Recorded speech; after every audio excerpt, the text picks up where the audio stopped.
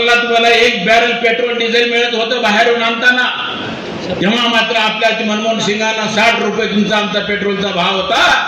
आजच्या घडीला दुसऱ्या त्या ठिकाणी 40 का 60 नुसतं डॉलर तुमचा बॅरलच्या पाठीमागे असताना, किमती खाली आलेल्या असताना आमचे पेट्रोलचे भाव आणि डिझेलचे भाव 100 रुपयाच्या वरती त्या ठिकाणी राहिलेले आहेत. सगळ्याच गोष्टीची महागाई वाढलेली आहे, पण आमच्या सोयाबीनचा भाव कमी झालेला आहे.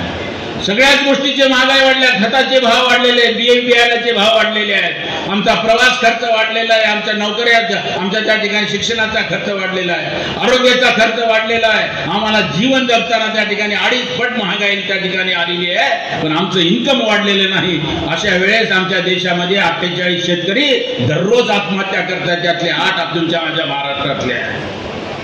हे काय चांगलं लक्षण नाही. बेरोजगारी प्रचंड मोठ्या प्रमाणात वाढलेली आहे, गावागावामध्ये तरुण पोरं बिना लग्नाचे भरलेले आहे.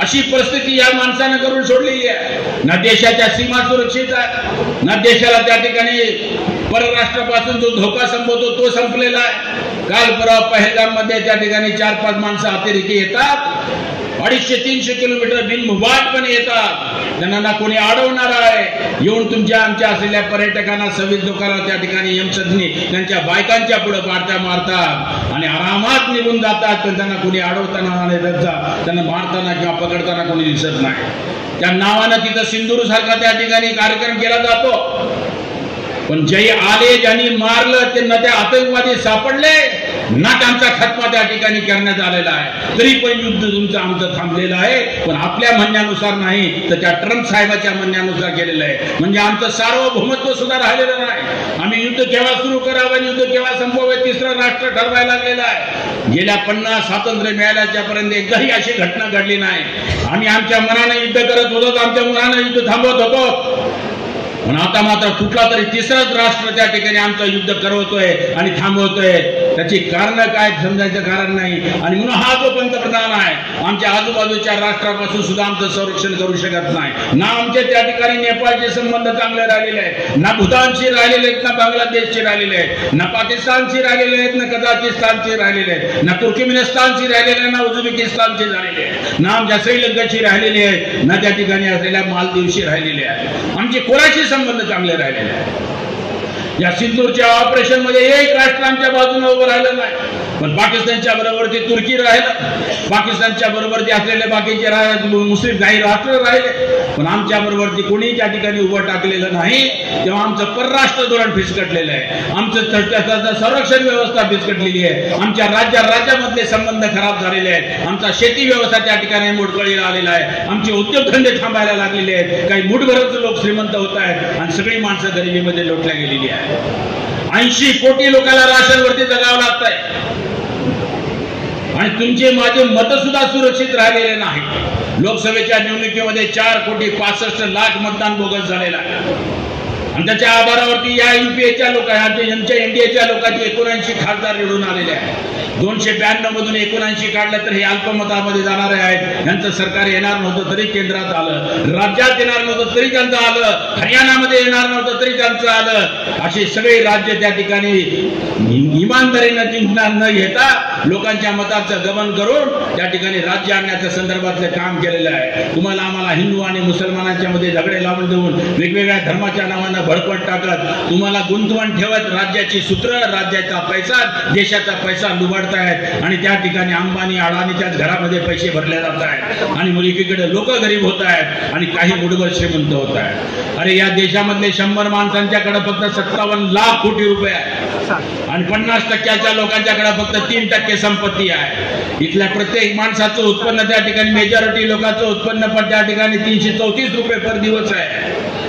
पण हे काही माणसांचं मात्र उत्पन्न यांच्या पोरीच्या लग्नावरती 500 कोटी रुपये खर्च केल्या जात आहेत. अशा प्रकारचं विषमतेचं वातावरण निर्माण करणारं सरकार जर केंद्रामध्ये जास्त दिवस राहिलं, राज्यात जर जास्त दिवस राहिलं, तर तुम्ही आम्ही पारतंत्र्यात गेल्यासारखा राहणार नाही, तुमचं आमचं स्वातंत्र्य नष्ट झाल्याशिवाय राहणार नाही, या देशामध्ये सामाजिक, राजकीय आणि आर्थिक न्याय राहणार नाही. आणि म्हणून तुम्हाला सचेत करतोय की अशा वाईट परिस्थितीमध्ये देखील आमचा नेता शरदचंद्रजी पवार हा त्या ठिकाणी खंबीरपणे उभा टाकलेला आहे. हे पक्ष फोडतायत, तुम्ही निवडून देताय पण हे पक्ष फोडतायत, ईडी सीबीची भीती घालवतायत, हायकोर्ट आणि सुप्रीम कोर्टाच्या जजेसला सुद्धा धमकावण्याचं काम करतायत आणि गव्हर्नरला हाताशी देऊन या ठिकाणी पक्ष फोडण्याचं काम करतायत आणि आपली सरकार बनवतायत. जेव्हा आपल्याला वाचवायचं असेल, आपली सार्वभौमत्व वाचायचं असेल, आपला कॉन्स्टिट्यूशन वाचवायचं असेल किंवा आपली ज्या ठिकाणी असलेली घटना वाचवायची असेल, तर तुम्हाला आम्हाला जागं व्हावं लागणार आहे, कार्यकर्त्याला समजून घ्यावं लागणार आहे. राजकारण कुठल्या दिशेने चाललेलं आहे, राज्याचं राजकारण कुठल्या दिशेने चाललेलं आहे, केंद्रातलं राजकारण कुठल्या दिशेने चाललेलं आहे,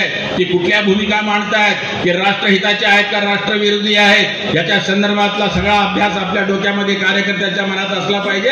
आणि ही गोष्ट ते कशी चुकीची आहेत, लोकांना त्या ठिकाणी सजग करण्याचं, त्याला त्या ठिकाणी राष्ट्रभक्ती त्यांच्यामध्ये जागवण्याचं आणि त्यांना त्या ठिकाणी रस्त्यावरती आणून लोकांच्या त्या ठिकाणी संघर्ष करण्याची भूमिका त्यांच्या मनात पेटवण्याचं काम तुम्हाला आम्हाला करावं लागणार आहे. शरदचंद्रजी पवारांचा संपूर्ण इतिहास तुम्हाला आम्हाला माहिती आहे. वयाच्या 27व्या वर्षापासून लोकजीवनामध्ये कार्यरत राहणारा हा नेता, ज्या वेळेस त्याच्या हातामध्ये लोकांनी ताकद दिली त्यावेळेस त्यांनी कृषी क्षेत्राचा त्या ठिकाणी विकास केलेला आहे. इथल्या सामान्य गरीब माणसाचा, तिथे दलित माणसाचा, आदिवासी माणसाला त्या ठिकाणी अधिकार देण्याच्या संदर्भातला कायदे करणारा हा माणूस आहे.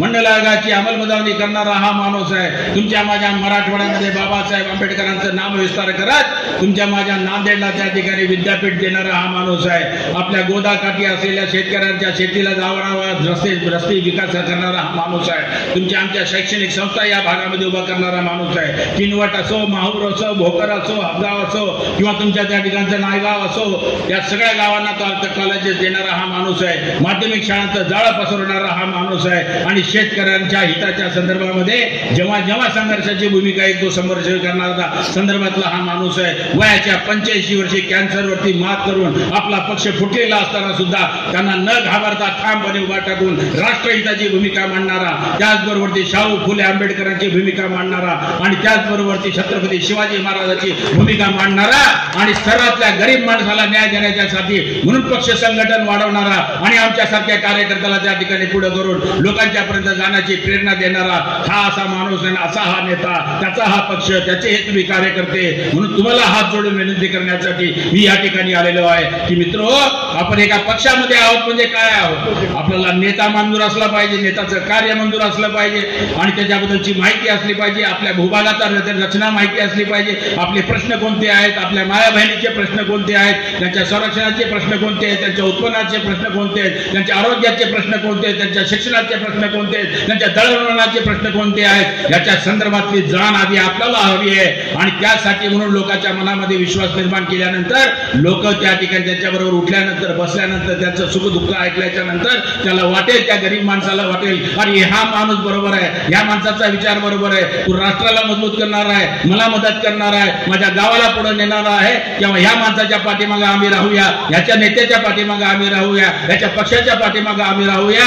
हे सगळं तुमचा संपर्क लोकांशी जेव्हा वाढेल, त्यातून सहवास निर्माण होईल, सहवासातून प्रेम निर्माण होईल, प्रेमातून त्या ठिकाणी तुमच्या मनावरती विश्वास निर्माण होईल, विश्वासातून सहकार्य मिळेल. हे सहकार्य मिळवण्याच्यासाठी मी तुमच्याकडे आलो आहे. आम्ही नाही काय करू शकत, सूर्यकांत पाटील एकटे काय करू शकणार नाही, मी काही एकटा काय करू शकणार नाही, इव्हन ह्यानं सुद्धा काय करू एकटा शकणार. तुमच्या मदतीनं आम्हाला लोकांपर्यंत पोहोचायचं, तुमच्या मदतीनं आम्हाला लोकांच्या हृदयापर्यंत पोहोचायचंय, तुमच्या मदतीनं त्यांचं सहकार्य मिळवायचंय. तुम्ही पेटला तरच लोक पेटणार आहे आणि लोक पेटले तरच हे सरकार उलथून जाणार आहे दिल्लीचे आणि मुंबईचे आणि चांगल्या माणसाच्या हातामध्ये सत्ता येणार आहे. अरे हे राष्ट्र तुमचं आहे, माझं आहे. माझ्या तुमच्या बापदाद्यानं या ठिकाणी घरादारावरती तुळशीपत्र ठेवून स्वतःच्या घराची चिंता न करता राष्ट्राची चिंता निर्माण केली. थोडं थोडं नव्हे, 90 वर्ष हा संघर्ष उभा केला, तेव्हा कुठं तुम्हाला आम्हाला स्वातंत्र्य मिळालं.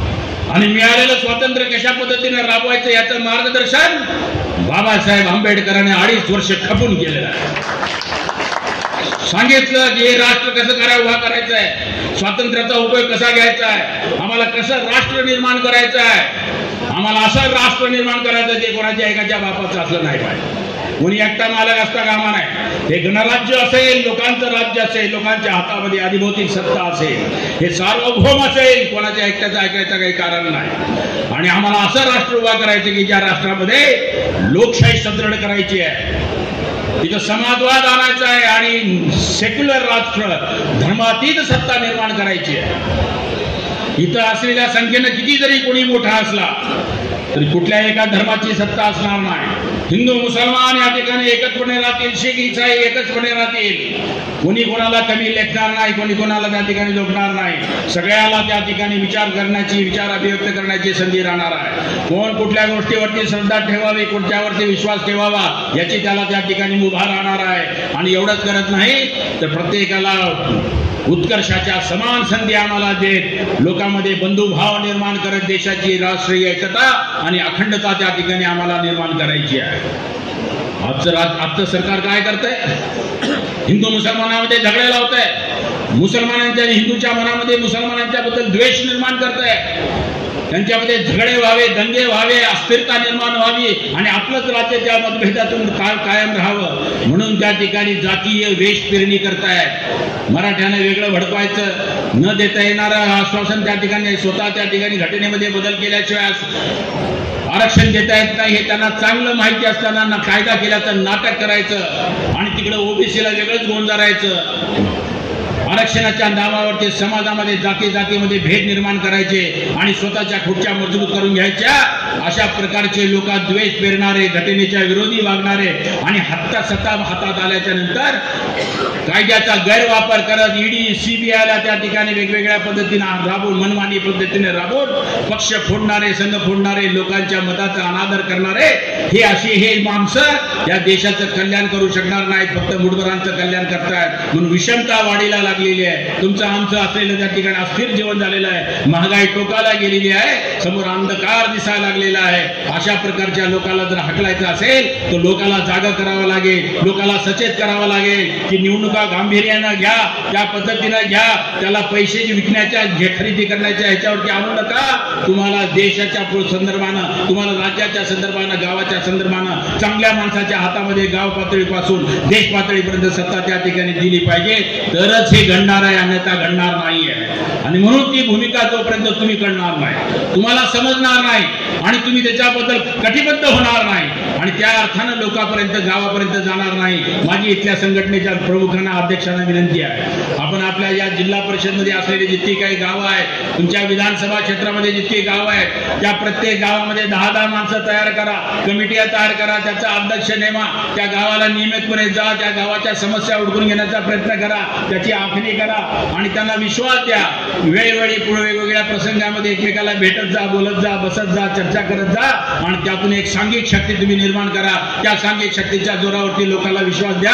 तुमचा या ठिकाणी स्थानिक अधिकार जर वाढत गेला तर पक्षाला तो अधिकार मिळेल, आमच्या नेत्याचं नाव मोठं होईल, त्याच्या हातामध्ये राज्याची आणि देशाची सूत्रे येतील आणि सत्तेच्या आणि सरकारच्या माध्यमातून तुमच्या जीवनामध्ये परिवर्तन आपल्याला करता येऊ शकेल। यासाठी म्हणून राजकीय पक्ष असतात, यासाठी म्हणून नेता असतो आणि यासाठी म्हणून कार्यकर्ता असतो। तो कार्यकर्ता घडवण्याचं काम आम्हाला या ठिकाणी निदान आपल्या जिल्ह्यामध्ये करायचं आहे, त्यासाठी म्हणून आम्ही तुमच्याकडे आलो आहे। तुमची मदत हवी आहे आम्हाला, आपण आम्हाला त्या अर्थानं मदत करा। तुम्ही तयार व्हा, तुम्ही ताकदवर व्हा, स्थानिक पातळीवरचे अधिकार तुम्ही घ्या, तुमच्या हाताने तुमच्या जिल्ह्याचा, तालुक्याचा त्या ठिकाणी विकास करा। राज्य आणि देशाच्या पातळीवरती शरद पवार आणि त्याची माणसं त्या ठिकाणी काम करतील, ही सगळी साखळी करण्यासाठी म्हणून आम्ही सांघिक पद्धतीने तुम्हाला विनंती करायला आलेलो आहोत। राजकारण हे इतक्या गंभीरतेने करायचं, त्यासाठी इतका विचार करावा लागतो, त्यासाठी इतकं संघटन बांधावं लागतं, माणसाची मन जिंकावी लागतात, त्याला एकत्र आणावं लागतं, ही सोपी गोष्ट नाही। ते करण्याच्यासाठी म्हणून एखाद्या राजकीय पक्षामध्ये एखादा माणूस कार्यकर्ता करतो, तो ज्या पद्धतीने करेल, या पद्धतीने करेल, सातत्यानं करेल, वर्षानुवर्ष करेल, तो माणूस प्रदीप नाईकसारखा लोकांच्या हृदयामध्ये जाऊन बसल्याशिवाय राहत नाही। आणि म्हणून इथला माणूस सूर्यकांत पाटील काल आत्ताच सांगितलं माहूरला की प्रदीप नाईक सारखं जर व्यक्तित्व तुम्ही तयार केलात तर मी तुम्हाला तेव्हा पाठीमागं आहे.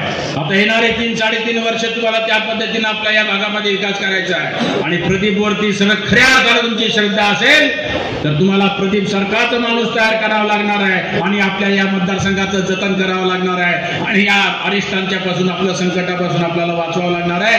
तुम्ही एवढं जरी केलात तर आमच्या शरद पवारांचे हात मजबूत होतील, पक्ष संघटन मजबूत होईल, राज्यामध्ये परिवर्तनाची ज्या ठिकाणी आशा निर्माण होईल ते करण्याच्या संदर्भातली भूमिका आपण त्या ठिकाणी या. जाता जाता एकच गांधीजीचा विचार सांगतो आणि थांबतो. गांधीजी म्हणायचे, तत्वशून्य राजकारण, नीतिशून्य व्यवहार, विवेकशून्य उपभोग, विज्ञानाविना अध्यात्माविना विज्ञान आणि श्रमाविना पैसा ज्या ठिकाणी निर्माण होतो त्या ठिकाणी ते गाव, ते कुटुंब, ते व्यक्ती आणि ते द्वेष लयाला गेल्याशिवाय राहत नाही. आणि म्हणून आपल्याला राजकारण करायचंय तर तत्वानं करायचं, लोकांच्या हिताचा संदर्भ घेऊन करायचंय, प्रामाणिकतेनं करायचंय, सत्याला करायचंय, अहिंसेच्या द्वारे करायचं आहे, लोकांच्या मनामध्ये स्थान निर्माण करून घ्यायचंय. आमच्या राजकारणाला तत्वाचं अधिष्ठान असलं पाहिजे. आम्हाला या ठिकाणी आमचा सगळा व्यवहार नीतीने चालला पाहिजे. आमच्या उपभोगालाही काही मर्यादा असल्या पाहिजे. लोकांनी आपला आदर्श घ्यावा, असं लोकांच्या समोरचं आपलं चारित्र्य उभा करता आला पाहिजे.